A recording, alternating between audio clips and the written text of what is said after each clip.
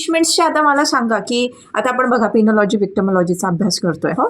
तर साहजिक आहे दिस एंटायर स्टडी, कारण की हा आता पनिशमेंट आणि त्या संदर्भात डील करतो की काय क्राईम आहे, त्या संदर्भात काय पनिशमेंट आहे. तर definitely we need to study punishment. मग आता तुम्हाला माहित असलेले पनिशमेंटचे प्रकार कोणकोणते बरं? कोणकोणते प्रकार? हार्डशिप्स आहे, इम्प्रिझनमेंट आहे. Imprisonment, okay. हार्डशिप्स आहे त्याच्यामध्ये. हार्डशिप, पनिशमेंट म्हटलं की त्यात हार्डशिप येणारच, but forms of punishment like rigorous हां, तो याच्यामध्ये येतं एक रिगरस इम्प्रिझनमेंट आहे आणि सिम्पल पण आहे. येस, अजून ठीक आहे, इम्प्रिझनमेंट आहे. एवढाच एक शिक्षेचा प्रकार आहे का आपल्याकडे? फाईन पण आहे. There is fine, okay. And death आहे ना madam. Death, very good. Death. हां, आणखीन?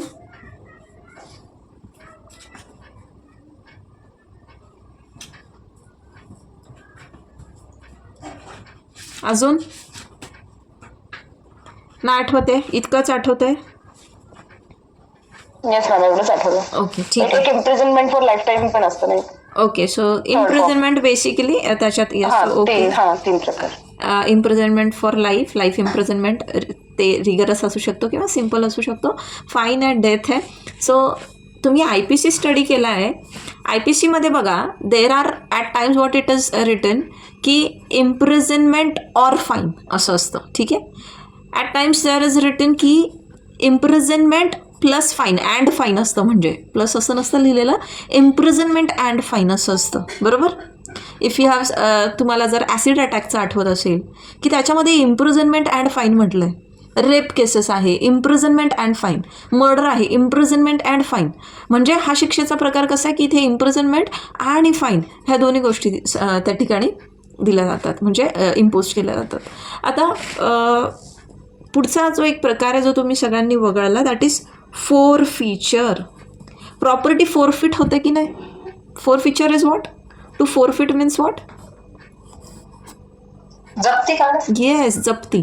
आता सपोज एखादा ट्रक चाललाय असा हायवेने, आणि हा ट्रक ज्या वेळेला अडवला तर ह्या ट्रकमध्ये समजा गांजा सापडला. मग तुम्हाला काय वाटतं, हा ट्रक जो आहे हा फोरफिट होईल की नाही होणार? होईल ना. येस. त्यानंतर if you are waging war against government, आणि त्यासाठी जे काय तुम्ही वस्तूंचा उपयोग केलेला आहे, whatever things have been found in your custody, जे तुम्ही वॉर वेज करण्यासाठी वापरणार होतात, तेव्हा त्या सगळ्या वस्तू पण फोरफिट होतात, राईट, म्हणजे जप्त होतात. सो जप्ती is one of the form of punishment. Now let's see की what is the major role or purpose of punishment. आता पर्पज काय बरं पनिशमेंटचा? तर बघा, आपल्याला it is what we are saying की ॲडमिनिस्ट्रेशन ऑफ क्रिमिनल जस्टिस. मग आपल्याला जर क्रिमिनल जस्टिस जे आहे ते ॲडमिनिस्टर करायचं, तर त्याच्याकरता काय आहे, म्हणजे ही एक पार्टी जी आहे हिच्यासोबत काहीतरी क्राईम घडलेला आहे. दिस पार्टी इज द विक्टिम. मग आता हिच्यासोबत क्राईम घडला म्हणून काय आहे, समोरच्या पर्सनला पनिशमेंट इन्फ्लिक्ट करायची. कशा करता? What is the idea? Punishment देण्यामागचा मूळ हेतू काय असतो? आता आपण इतक्या सगळ्या थिअरीज बघितल्या. ओके, सो टू डेटर बेसिकली, की त्याने पुन्हा एकदा गुन्हा जो आहे तो करावा नाही. बरं ठीक आहे, पुन्हा नाही करणार, पण आता ज्याच्यासोबत झाला आपल्याला त्यालाही न्याय द्यायचा आहे ना. मग ह्या पर्सनला पण सेफ फील करून द्यायचं आपल्याला की ओके, समाजामध्ये तुमच्यासोबत काहीही अन्याय अत्याचार तुमच्यासोबत घडला तर state is there to take care of the things.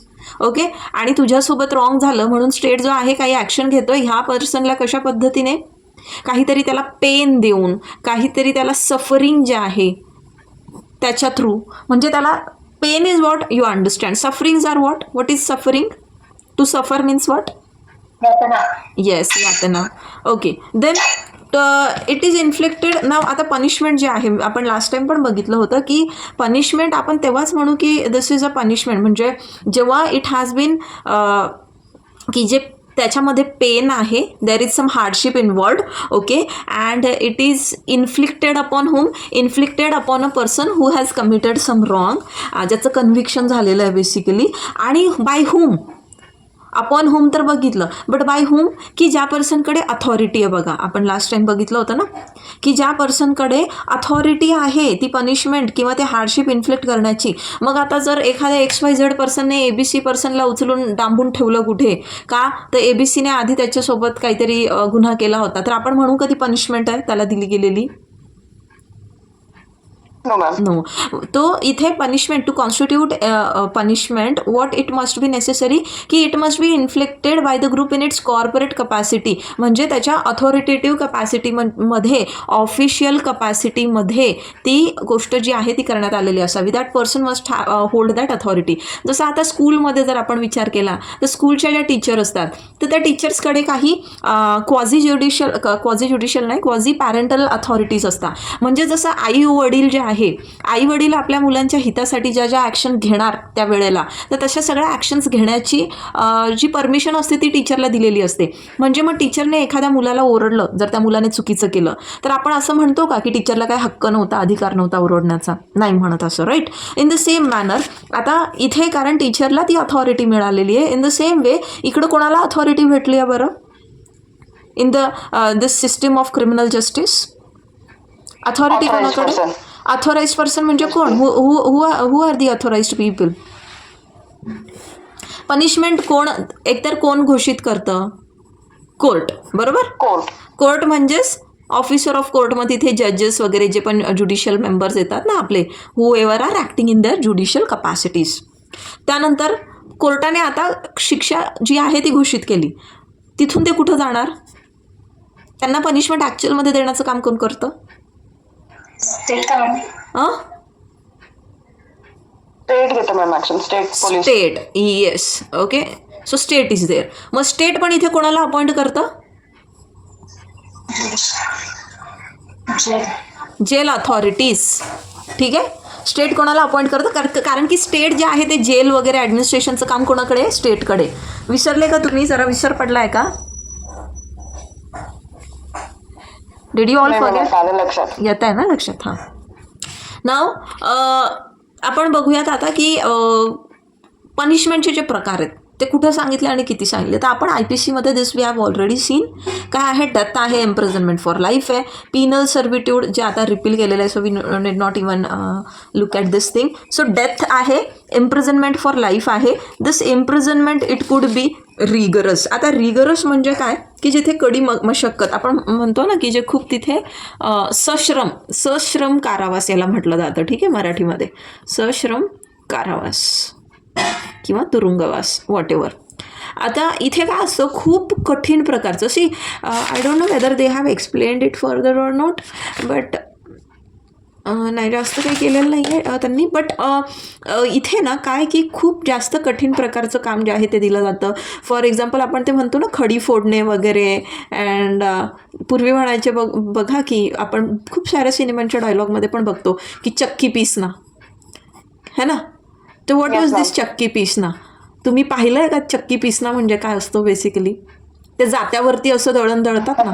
हां, तर जात्यावर दळण जे आहे म्हणजे ते गहू धान्य वगैरे दळणं, हे सोपं काम आहे की अवघड आहे? म्हणजे अवघडच आहे ना, है ना, की it requires labour and all. मग हे रिगरस इम्प्रिझनमेंटमध्ये अशा प्रकारची कामं जी आहे यांना सांगितली जातात. रोड कन्स्ट्रक्शन, डोंगर वगैरे फोडणं वगैरे, खडी फोडणं, हे असली खूप मुश्किल कामं असतात. इवन शेतीची कामं सांगितली जातात. And then is the simple imprisonment. ना सिम्पल इम्प्रिझनमेंटमध्ये ना जे लेबर वर्क आहे it is not very hard. Okay, it is simple. म्हणजे आपण डे टू डे लाईफमध्ये जशी कामं करतो की जसा एखादा मजूर जो आहे तो फॅक्टरीमध्ये दररोज कामाला जातो. मग सपोज आता जसं जेलमध्ये पण फॅक्टरी असते, माहिती आहे ना तुम्हाला व्हिजिटला वगैरे नेलं आहे का कधी कॉलेजवाल्यांनी? नाही मॅम, शेड्यूल केलंय आमच्याकडे यावेळेस. Okay, do go. Okay, don't miss it. Because it's because you won't get another opportunity to be there. Even वकील्स are not allowed to be there inside. ठीक आहे, तो इथे फॅक्टरी वगैरे असतात की where the bakery products are there, other things are there, they are been produced in all. तो हे काम कसं आहे? हे obviously there is labour but it is simple kind of, मतलब it is not that hard and rigorous kind of. मग इथे त्याला आपण म्हणतो की सिम्पल इम्प्रिझनमेंट. ठीक आहे, असं नाही की आयतं खायला देतात हे लोक, असं की फक्त तिथे तुरुंगात ठेवलं आणि झालं नाही. तिथेही काम असतं. मग काही मशीन काम असेल, ज्याला जे जसं येतं त्याला ते काम त्या ठिकाणी दिलं जातं. तर आता बघा गणपतीच्या सीझनमध्ये गणपतीच्या मूर्ती वगैरे ज्या आहे तिथे लावल्या जातात जेल रोडला. पाहिलं आहे का तुम्ही? म्हणजे हे जे प्रिझनर्स असतात त्यांनी बनवलेल्या मूर्त्या असतात. पाहिल्या आहे किंवा घेतल्या आहे कधी? नाही मॅडम. नाही का? तर ठीक आहे, ह्या गणपतीमध्ये जर तुम्ही म्हणजे करत असाल तुमच्या घरी, तर please go and buy an idol from there, because त्या लोकांना थोडं त्याच्यामध्ये हेल्प होत असतं. एंटायर अमाऊंट ती त्यांना नाही जात, त्यातलं काही पोर्शनच जात असतो, बाकी तो जेल अथॉरिटीज अँड ऑल सगळ्या गोष्टी असतात त्यात. एनिवेज, तो नेक्स्ट आपण पाहिलं फोर फीचर ऑफ प्रॉपर्टी. तर फोर फीचर जे आहे ना, पूर्वी काय होतं की सबंध प्रॉपर्टी जी आहे तुमची फोरफिट होत होती, म्हणजे सगळी प्रॉपर्टी जप्त व्हायची. बट आता हे जे फोर फीचर आहे ना, याचे पण नियम म्हणजे जे आहे ते वेगळे आहेत, बदललेले आहेत, की एंटायर प्रॉपर्टी कोणाचीच फोरफिट होणार नाही. ठीक आहे, ज्यावेळेस प्रॉपर्टी जप्त होते तेव्हा if you have seen the पुराणी फिल्म्स अँड ऑल, तर जुन्या पिक्चरांमध्ये पण तुम्हाला हे असले काही गोष्टी बघायला भेटतील. कोणतरी एक विलन असतो आणि तो त्यांची प्रॉपर्टी जी आहे हडप करून घेतो पूर्णच. ते हारतात, म्हणजे हारतात in the sense somehow they lose their property, may be in some kind of auction or something like that, and their property is forfeited to someone else. आणि अगदी मग ते देवासमोरची अशी समय असेल किंवा एखादा फोटो असेल, ती व्यक्ती घेऊन जाते, तर लगेच तो विलन पर्सन म्हणतो की नाही, आता हे घर माझं आहे, म्हणजे घरातली सगळी एक एक वस्तू पण माझीच आहे ना. You must have seen such kind of scenes in movie. पाहिले आहेत का? Yes ma'am. हां, बट राईट नाव काय आहे याच्यावर नियम, की त्या माणसाला जगण्यासाठी ज्या काही बेसिक वस्तूंची गरज आहे. ओके, जसं सपोज तो फार्मर आहे, जस्ट लेट्स कन्सिडर की एक्झाम्पल घेऊ की तो फार्मर आहे, शेतकरी आहे.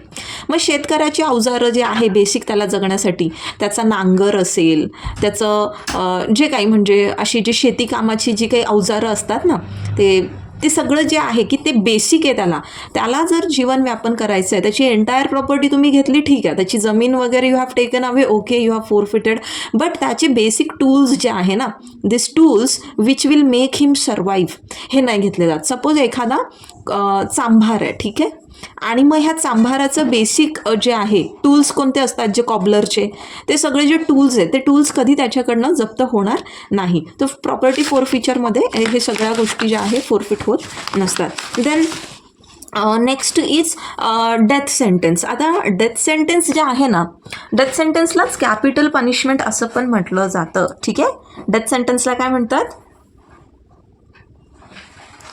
Capital punishment. So if you are asked in your exam, short note वगैरे तुम्हाला आली, तर कन्फ्यूज नाही व्हायचं की अरे कॅपिटल पनिशमेंट म्हणजे काय.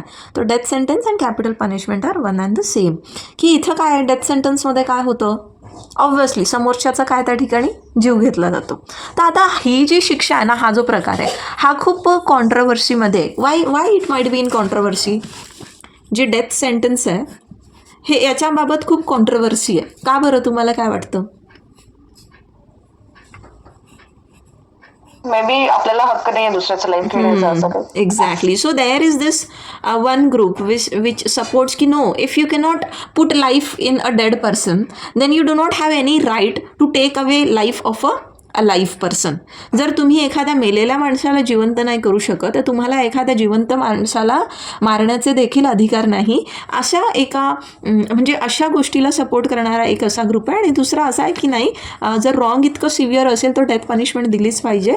And so there are contradictory views की डेथ पनिशमेंट हवी, डेथ पनिशमेंट नको. So there are certain countries, okay, की ज्यांनी आहे ना हे जे कॅपिटल सेंटेन्स आहे ना, डेथ पनिशमेंट, डेथ सेंटेन्स, हे पूर्णपणे गिवअप केलेल्या कंट्रीजसुद्धा आहे. म्हणजे जिथे हे व्हॉट वी से की मृत्यूदंड, फाशी वगैरे ह्या ज्या शिक्षा आहे ह्या दिल्या जात नाही. There R countries, okay, yes, Sweden and Norway and all, हे जे थोडं स्कॅन्डिनेवियन कंट्रीज वगैरे आहे ना, दे हॅव, येस,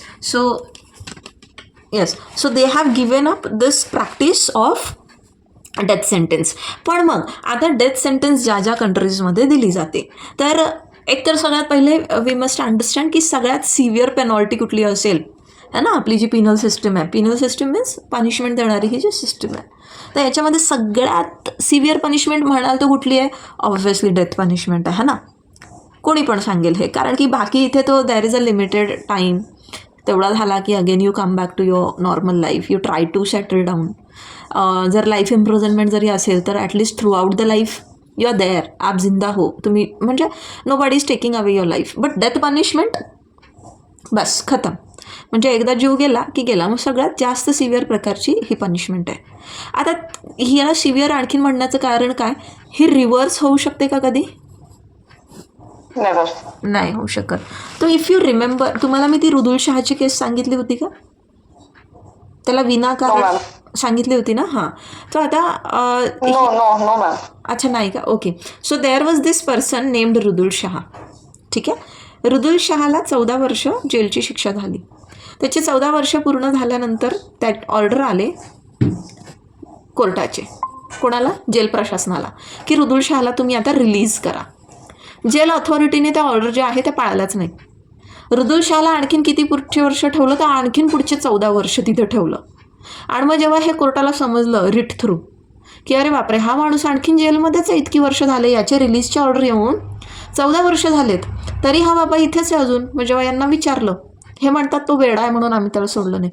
कोर्ट म्हटलं की तुम्ही त्याला इतके वर्ष तिथे डांबून ठेवलं आहे, कदाचित म्हणून त्याचं मानसिक संतुलन जे आहे ते बिघडलं असणार आणि सो ऑन. मग याला 30,000 प्लस 5,000 एक्झेम्पलरी डॅमेजेस, असा 35,000चं कंपन्सेशन देण्यात आलं. बेसिकली जे काही रॉंग झालं त्या रॉंगला कुठेतरी कंपन्सेट करण्याचा प्रयत्न केला. ठीक आहे. आता समजा रुदुल शहाला फाशीची शिक्षा दिलेली असती तर आपण ते रिव्हर्स करू शकलो असतो का? म्हणजे this is just an example, it could have had been any person. बऱ्याचदा असं होतं की की एखाद्या पर्सनचं चांगलं कंडक्ट बघून किंवा पुढे जाऊन असं समजतं की अरे that person was not guilty, there is some another person. मग त्या वेळेला ह्या पर्सनला रिलीज केलं जातं किंवा याचा कंडक्ट खूप चांगला आहे, so this person has been released.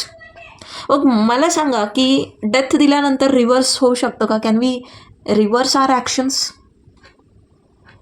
नाही. आणि मग डेथच्या बाबतीत ना, म्हणून something which is not given in the book which is I am telling you now. डेथचं असं आहे की सपोज हा एक पर्सन आहे आणि समजा याला पहाटे 4:30 वाजता याला फाशीची शिक्षा होणार आहे अमुक अमुक एखाद्या तारखेला. ठीक आहे. 4:20 काहीतरी पुरावा असा हातात लागतो की त्याच्याने आपल्याला समजतं की अरे हा माणूस दोषी नाही आहे. तुम्ही त्या मिनिटाला तुम्ही जजच्या घरी जाऊन सुद्धा पुरावा देऊ शकतात. का बरं? आणि जजला ते घ्यावं लागतं, ऐकावं लागतं. वाय? कोणाच्या तरी जीवाचा प्रश्न आहे आणि असा प्रश्न आहे की तो एकदा जर ती पनिशमेंट एक्झिक्यूट झाली तर रिव्हर्स नाही होऊ शकत. एखाद्याला जेलमध्ये पाठवलं आहे आणि मग तुम्हाला समजतं की दॅट पर्सन वॉज, तो ठीक आहे, तो at least he is there, he is alive there. म्हणजे एखादा तास 5-10 मिनटं मागे पुढे जरी झालं, इथे फरक पडणार आहे का? नाही. पण इथे फरक पडेल, बरोबर. अगदी त्याला फाशी देण्याच्या 1 मिनिट जरी आधी समजलं की that person is not guilty,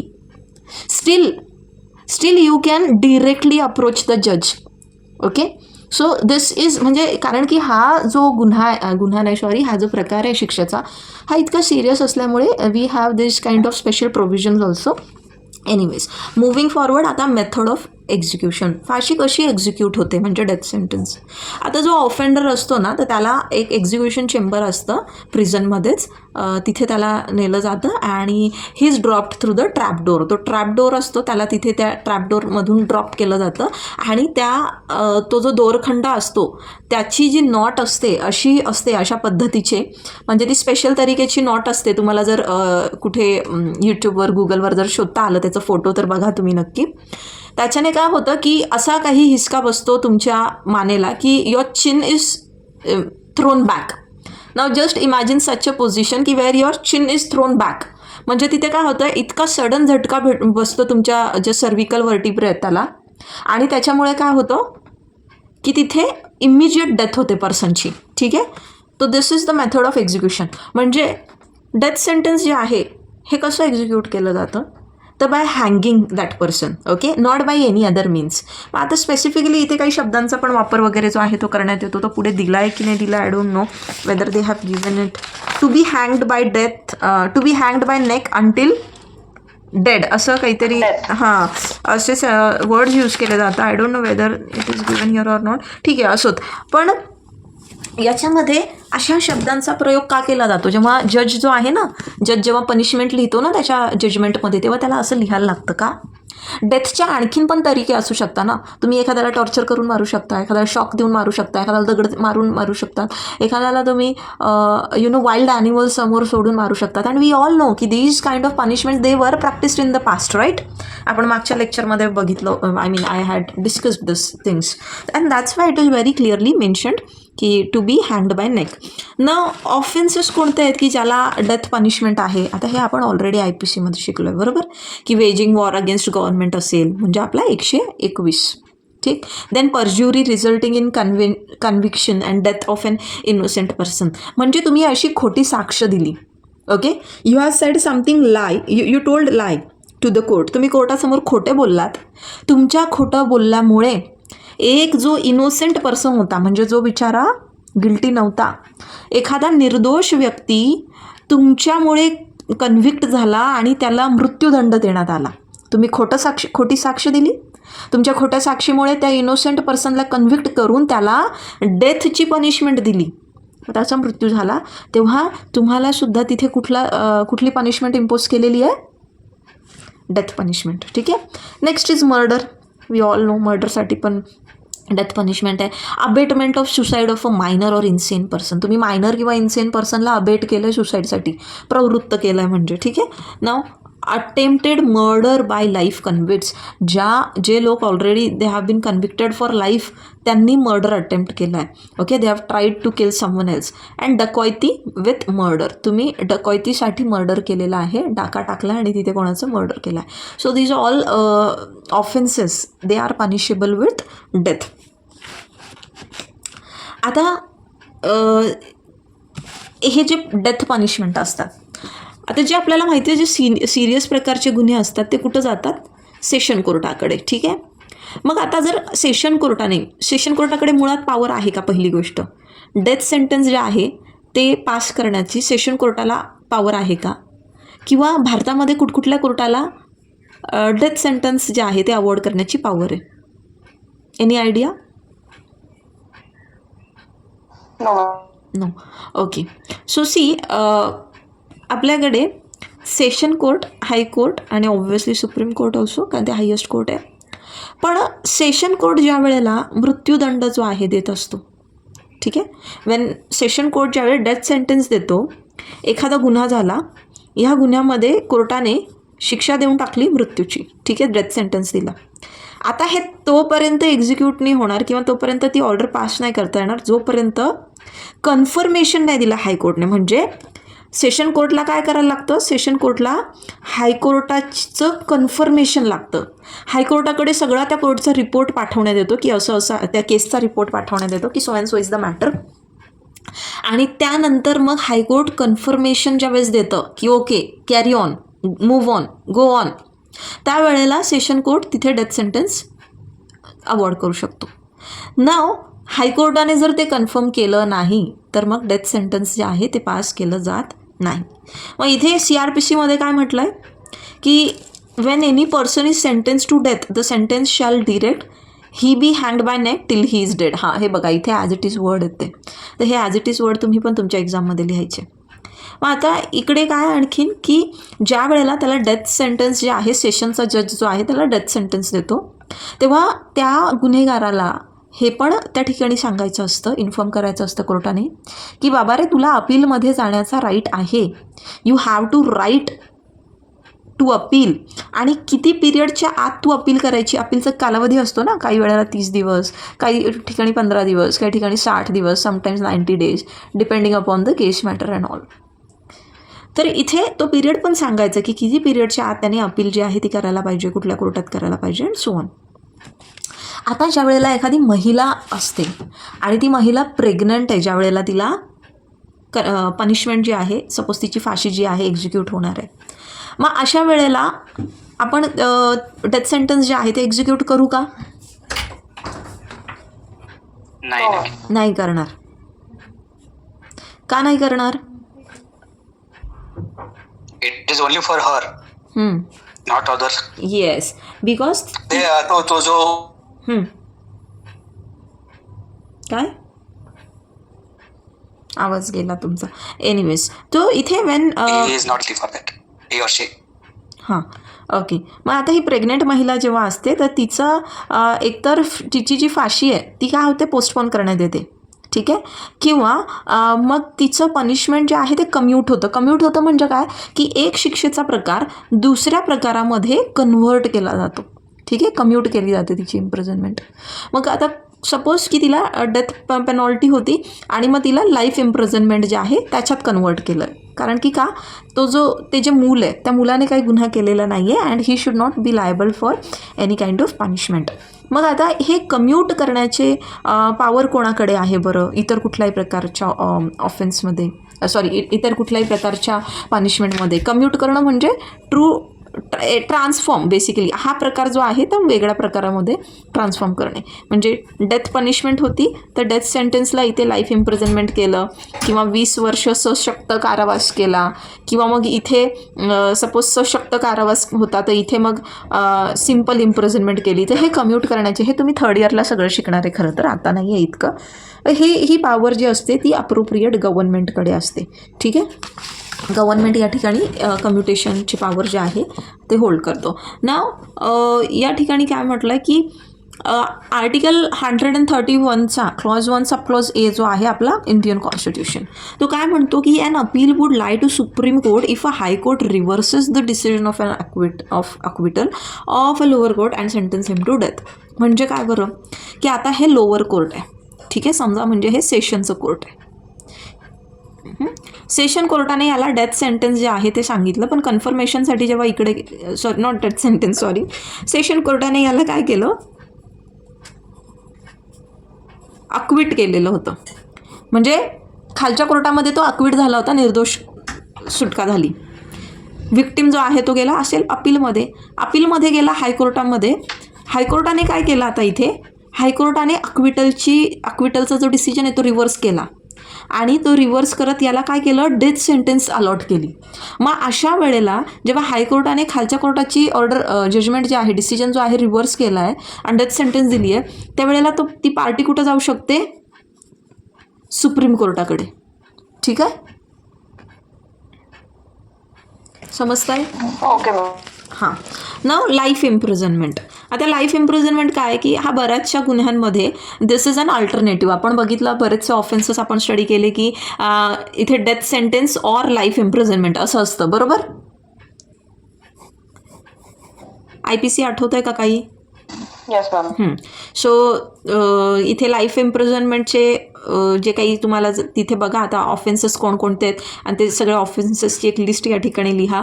then life imprison may be granted remission for good conduct वगैरे वगैरे वगैरे 20 years. ठीक आहे, इथे रेमिशन होतं म्हणजे काय, बेसिकली युअर दिस थिंग तुमचा पनिशमेंटचा जो टाईम स्पॅन आहे ना तो रिड्यूससुद्धा होतो की जर तुमचं गुड कंडक्ट असेल. तुम्हाला लाईफ इम्प्रिझनमेंट झालेली आहे, ठीक आहे, तर तुमचं कंडक्ट जे आहे म्हणजे प्रिझनर जो आहे त्याचं कंडक्ट जे आहे ते चांगलं आहे फार, म्हणजे he is abiding by all the prison rules and he is being very disciplined and all.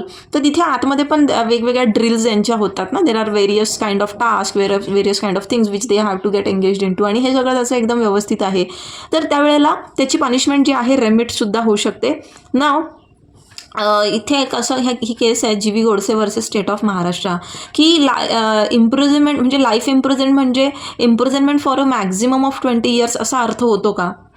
तर सुप्रीम कोर्ट म्हटलं की असं काही नाही आहे की लाईफ इम्प्रिझनमेंट म्हणजे 20 वर्ष.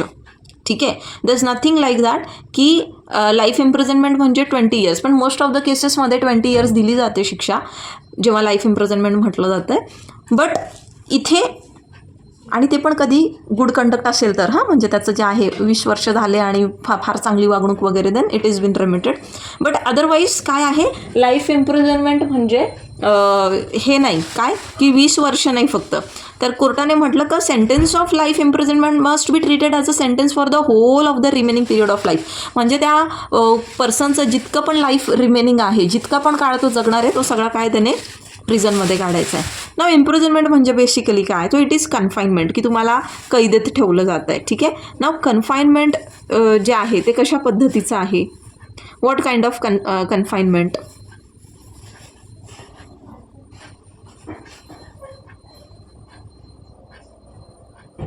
Yes guys, इथं लिबर्टीज असणार आहे का सगळा? No, ma'am. Yes. So basically confinement काय असतं की युअर लिबर्टीज ज्या आहे तुमच्या लिबर्टीजवरती काय केलं जातं, your liberties are curbed basically, म्हणजे छाटणं आपण म्हणतो ना, तुमचे सगळे स्वातंत्र्य जे आहे ते हिरावून घेतले जातात. अँड इम्प्रिझनमेंट जे आहे, इम्प्रिझनमेंट 2 प्रकारचं आहे, rigorous and simple. Rigorous we had already seen and simple I told you, ते तुम्हाला एक्सप्लेन केलं आहे मी. नाव इथे इम्प्रिझनमेंटमध्ये काय असतं again, see there is this whole premises where they are having their prisons, and during the daytime they are left free. Okay, they are free to roam about in these premises. It doesn't mean like for the whole time they are being kept over here.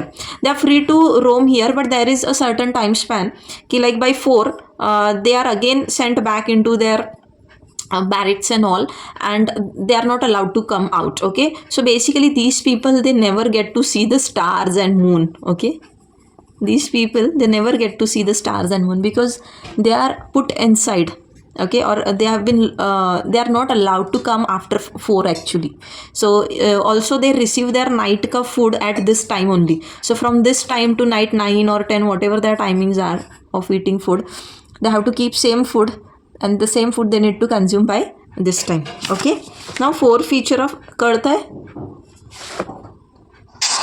Yes, ma'am. हां, नाव 4 feature of property. तो entire property जी आहे ती त्या ठिकाणी जी आहे कधी forfeit होते की खूप सिरियस प्रकारचे ऑफेन्सेस आहे तेव्हाच. आपण हे प्रोव्हिजन मी तुम्हाला सांगितलं की ऑलरेडी अबॉलिश केलेलं आहे की पूर्णपणे आता सगळी प्रॉपर्टी फोरफिट होत नाही. There are certain offences only की जिथे प्रॉपर्टी फोरफिट होते, की जसं की you are trying to depredate, okay, मतलब की for depredation or its preparation on the territory of any power at peace with India. इंडियाचे ज्या कंट्रीसोबत सलोख्याचे नाते आहे त्या टेरिटरीसोबत तुम्ही काहीतरी, म्हणजे if you are trying to damage that territory by any means, it could be terrorism, by it could be by any means planning to attack और समथिंग लाईक दॅट. ठीक आहे, त्यावेळेला तुमची प्रॉपर्टी फोरफिट होते. देन तुम्ही when you know की that certain property is being used, okay, certain property जी आहे ती कशासाठी यूज होणार आहे की to wage war against the government, against any such country which is in peace with India. म्हणजे इंडियासोबत ज्या कंट्रीजचे सलोख्याचे नाते आहे त्या कंट्रीसोबत वॉर वेज करण्यासाठी एखादी प्रॉपर्टी जी आहे तुम्ही रिसीव्ह करताय, and that property is been used for what purpose, to wage war. तुम्ही जेव्हा ती प्रॉपर्टी रिसीव्ह करतात तेव्हासुद्धा फोरफिचर होतं प्रॉपर्टीचा. त्यानंतर की अ पब्लिक सर्वंट, हां, आता जे आपण बघतो ना की anti corruption and all such गोष्टी ज्या आहे की सपोज एखाद्या पब्लिक सर्वंटचा महिन्याला 35,000 जर पगार आहे आणि त्याच्या नावे जर 100 कोटीची जर संपत्ती आहे, मग त्याच्यावरती एन्क्वायरी बसते की एवढी प्रॉपर्टी कुठून आली. And when he is unable to give reasons, okay, तर मग त्यावेळेला त्याची जी प्रॉपर्टी आहे किंवा एखादा असा पब्लिक सर्वंट की who is prohibited from buying a certain property. आपण जसं पाहिलं होतं की पब्लिक सर्वंटला जे लिटिगेशनवाले मॅटर्स आहे, जसं की जजेस आहेत, तुम्हाला होतं की नाही, मला नाही, तुम्हाला नाही बहुतेक. ओके, सपोज जज आहे, वकील आहे, एनी ज्युडिशियल ऑफिसर और कोर्ट का ऑफिसर, यांना लिटिगेशनवाली प्रॉपर्टी विकत नाही घेता येत. हे विकू शकतात दुसऱ्यांना. माहिती आहे का ही गोष्ट तुम्हाला? सेमिस्टरमध्ये होतो कुठेतरी. ओके, तो ही जी प्रॉपर्टी आहे ही, हां, मी हा सेक्शन जो आहे तो एक्सप्लेन करतानाच तुम्हाला सांगितलं होतं, सेक्शन 169. ठीक आहे, तर ही प्रॉपर्टी अशा पद्धतीची, म्हणजे ज्याचं काही मॅटर जे आहे पेंडिंग बिफोर द कोर्ट आहे, लिटिगेशन आहे ज्या प्रॉपर्टीवर, तर ती प्रॉपर्टी ह्या लोकांना विकत घेता येत नाही. आणि जर ह्या पब्लिक सर्वंटने जर अशी काही प्रॉपर्टी जी आहे ती इम्प्रॉपर वेमध्ये परचेस केलेली असेल तर ती पण प्रॉपर्टी त्याची फोरफिट होत असते. Now next is fine. तर फाईन आपल्याला सगळ्यांना माहिती आहे की जे किरकोळ स्वरूपाचे गुन्हे असतात त्याच्याकरता फाईन जे आहे इम्पोज होते. फॉर एक्झाम्पल, तुम्ही ट्रॅफिक रूल्स ब्रेक केले किंवा अजून कुठले असे ऑफेन्सेस आहे जिथे फाईन होतं, की where fine is been charge. कुठले ऑफेन्सेस आहे?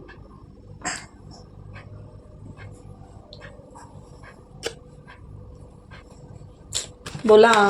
देर आर सर्टन सिव्हिल मॅटर्स ना, की सपोज तुम्ही आता सिम्पल, तुम्ही तुमचं लाईट बिल जे आहे, लाईट बिल वेळेत नाही भरलं, Trespassing? Okay. Sir trespassing criminal पण आहे, सो क्रिमिनल ट्रेसपास आहे की कसं आहे ते पण डिपेंड करतं. ठीक आहे, but let's take an example की you have not paid your light bill in time. Okay, तर they charge you with some fine ना. येस, आता फाईन पण जो आहे, फाईनचा जो प्रकार आपण बघतो, there are certain offences which are punishable with fine only, की फक्त फाईन, जसं की ट्रॅफिक रूल्स आहे, किंवा मग आता मी जसं तुम्हाला हे प्रॉपर्टी टॅक्स, लाईट बिल्स वगैरे हे उदाहरण दिले, किंवा अजूनही काही आहेत सिव्हिल प्रकारचे जे रॉंग्स येतात की where you can simply pay the fine and get rid. Now there are offences की वेअर पनिशमेंट किंवा म्हणजे इम्प्रिझनमेंट किंवा फाईन असं असतं. एकतर असं दिलेलं असतं की एकतर तुम्हाला 1 महिन्याची इम्प्रिझनमेंट होणार किंवा तुम्ही 1000 रुपये दंड द्यायचा. मग लोक काय करतो, ऑब्व्हियसली दंड भरणार आणि they will get rid of that liability. Then there are offences की where you have to pay the fine as well as you have to undergo imprisonment, म्हणजे इम्प्रिझनमेंट प्लस फाईन. ओके, जे आपण बघितलं serious kind of offences करता, like acid attack आहे, murder आहे, ह्या serious प्रकारच्या केसेसमध्ये.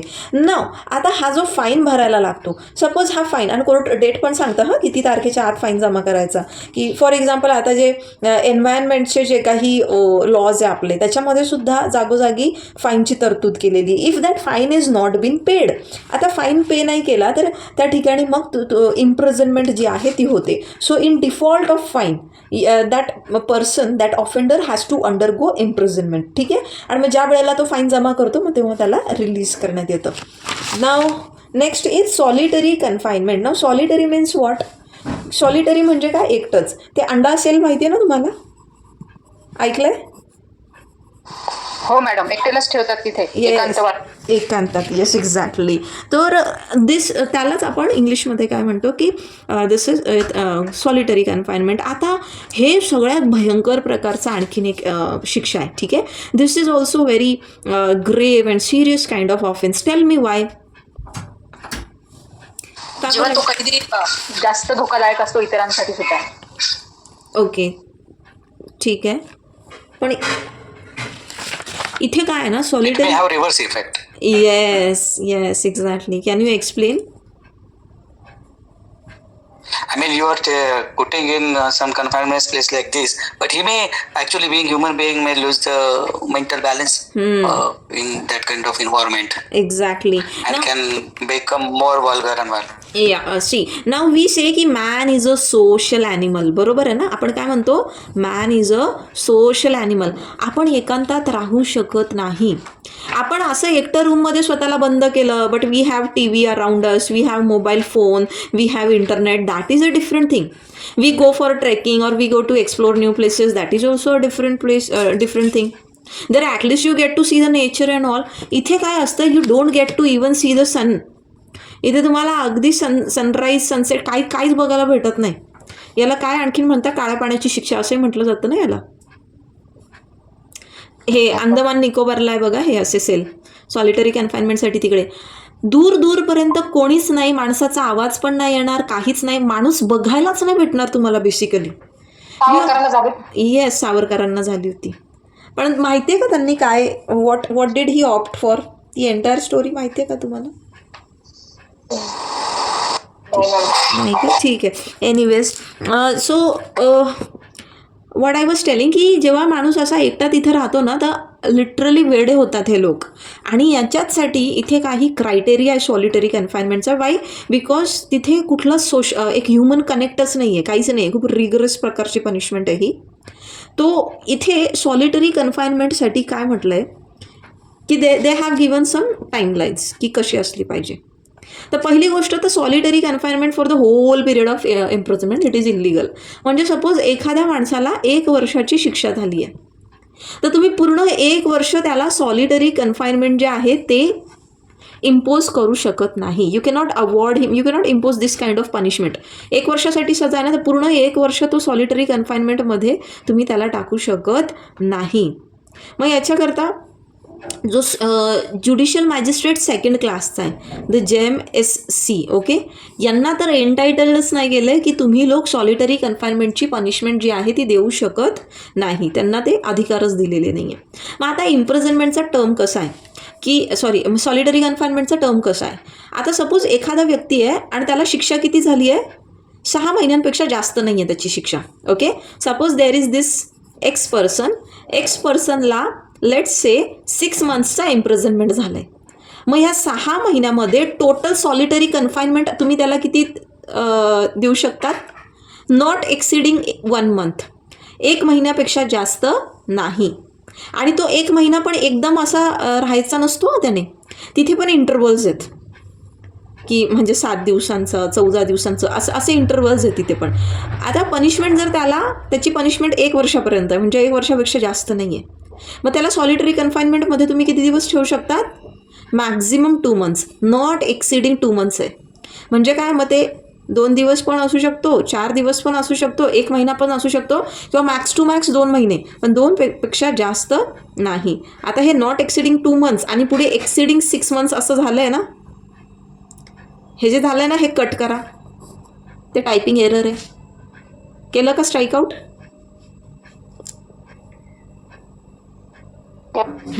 नाव Yes, ma'am. हां, if the term of imprisonment it exceeds 1 year, ठीक आहे, तर त्यावेळेला नॉट एक्सिडिंग 3 मंथ्स अशा पद्धतीने म्हणजे एक टाईमलाईन जी आहे त्यांनी दिली आहे की ड्युरेशन इम्प्रिझनमेंटचं आणि सॉलिटरी कन्फाइनमेंट किती असलं पाहिजे. अँड ॲट अ टाईम जर त्याला त्याची जी मूळ शिक्षा आहे, मूळ शिक्षा जर सपोज त्याला 3 महिन्यांपेक्षा जास्त नाही आहे, ठीक आहे, जर मूळ शिक्षा त्याची किती आहे 3 मंथ्सपेक्षा जास्त नाही आहे, तर त्या व्यक्तीला सॉलिटरी कन्फाइनमेंटमध्ये किती दिवस तुम्ही ठेवू शकता,